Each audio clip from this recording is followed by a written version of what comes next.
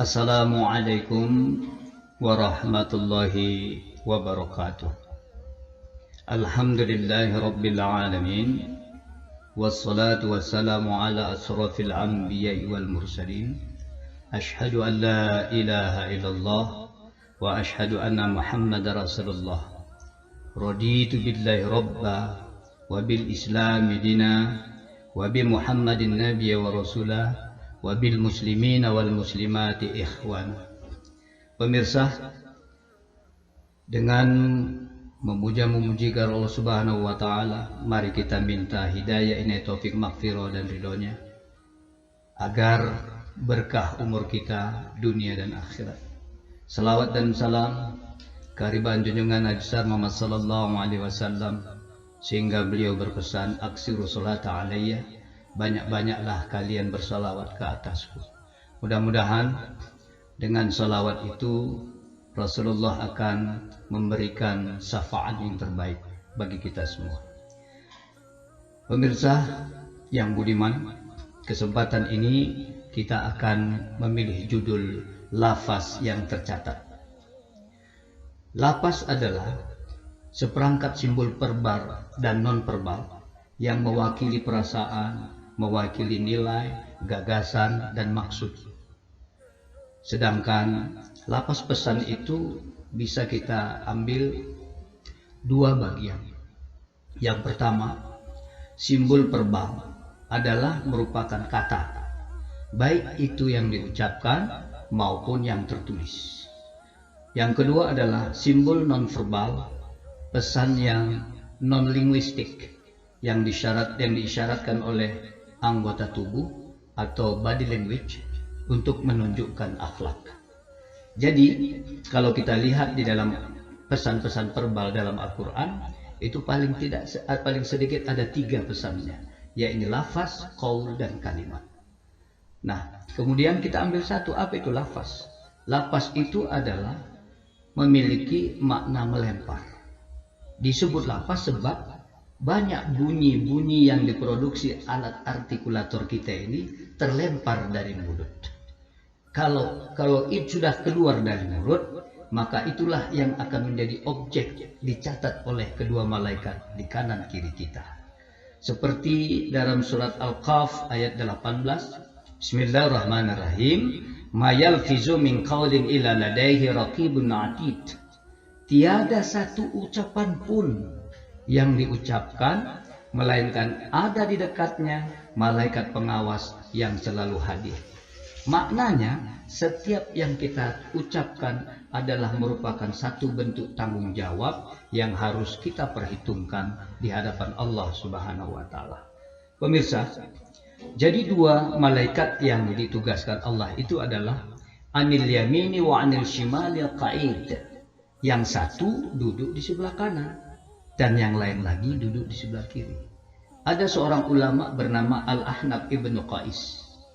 Beliau menerangkan, malaikat yang di sebelah kanan itu adalah mencatat perbuatan baik, tetapi ia juga merupakan pemimpin dari malaikat yang di sebelah kiri.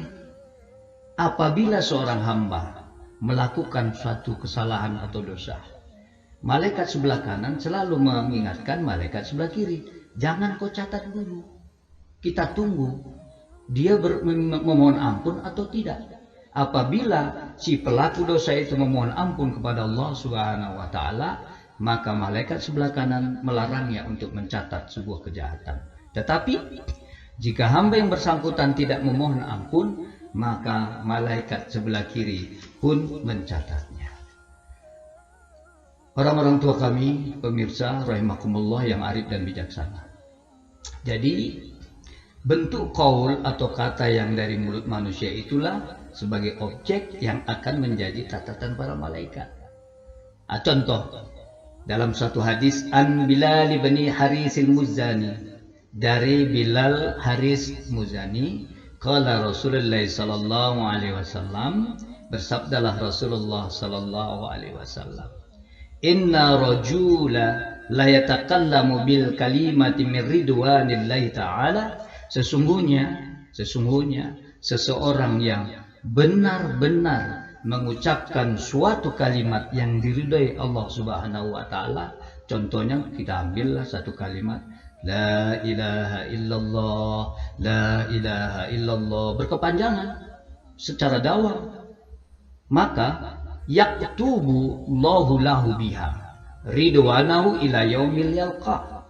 Maka Allah mencatatkan baginya apa yang diucapkan tadi, bisa dipilih kaulan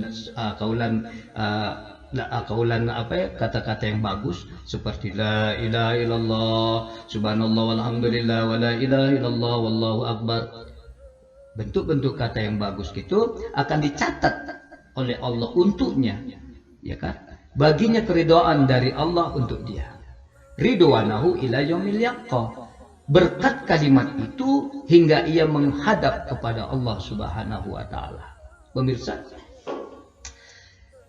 tadi kita sepakati, yang kita ambil contoh adalah kalimat la ilaha illallah. Ini afdalul, sebaik-baik kalimat adalah la ilaha illallah. Diriwayatkan oleh Anas, mangqala la ilaha illallah wa maddaha mudimat lahu arba'ahu alfi jambin minal kabair. Nah, sesungguhnya barang siapa yang membaca kalimat la ilaha illallah, baik sir maupun jahar, sebab wa asiru qaulakum awijharu bihi innahu alimun bijati sudur. Meskipun diucap secara rahasia ataupun jahar, Allah Maha tahu tentang itu semua. Maka sesungguhnya barang siapa yang membaca kalimat la ilaha illallah dan memanjangkannya, mengulang-ulangnya, ya kan, maka baginya akan dihapus bermacam-macam dosa besar. Alhamdulillah, masuklah kita kepada makna la ilaha illallah untuk lebih menikmati bila mana kita membicarakannya dalam hati maupun dalam artikulator lidah kita, supaya tercatat baik oleh malaikat yang di sebelah kanan. Jadi arti daripada la ilaha illallah itu kita pun sudah tahunya itu, tapi ini hanya sekedar untuk mengingatkan agar kita lebih sempurna mengingatnya. La ilaha illallah itu maknanya la ma'buda bihaqqi fil wujudi ilallah. Ya. Tiada yang patut disembah dengan benar pada wujudnya kecuali Allah Ta'ala. Mengaplikasikannya di dalam kehidupan sehari-hari adalah la ilaha illallah al-mawjudu fi kulli jama'.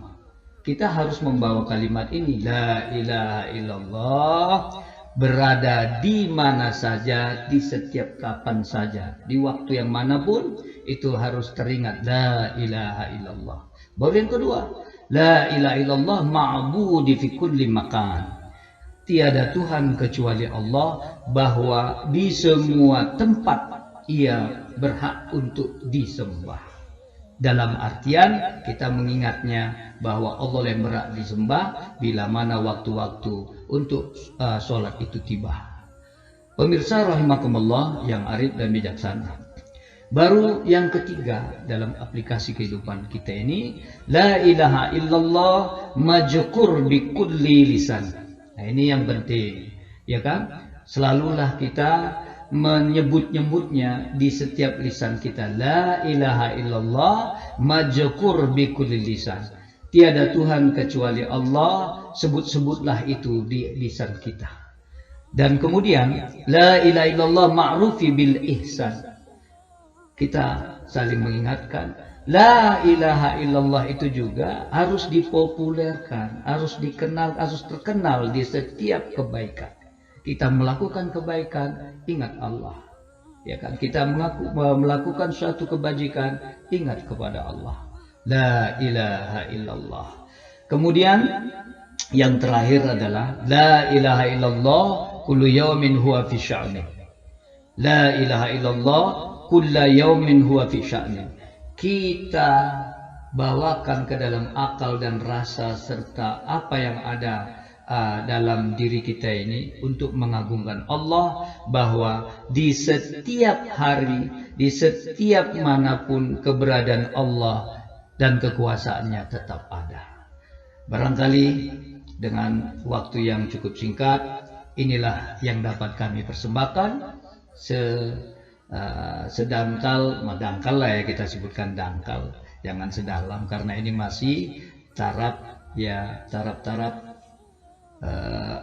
taraf-taraf mula untuk memperkenalkan kalimat La ilaha illallah. Di samping itu, saudara-saudara sekalian, pemirsa yang budiman, kalimat ini juga bisa membantu kita untuk mempermudah sakaratul maut. Maka jadikanlah kalimat La ilaha illallah ini merupakan ta'awanu 'ala ta'at, berlomba-lomba untuk ketaatan, ta'awanu 'alal ihsan, berlomba-lomba untuk berbuat kebaikan, dan ta'awanu 'ala taqwa, 'ala birri wa taqwa, berlomba-lomba dengan menggunakan kalimat La ilaha illallah untuk selalu berbuat kebaikan dan ketakwaan. Billahi taufiq wal hidayah. Wassalamualaikum warahmatullahi wabarakatuh.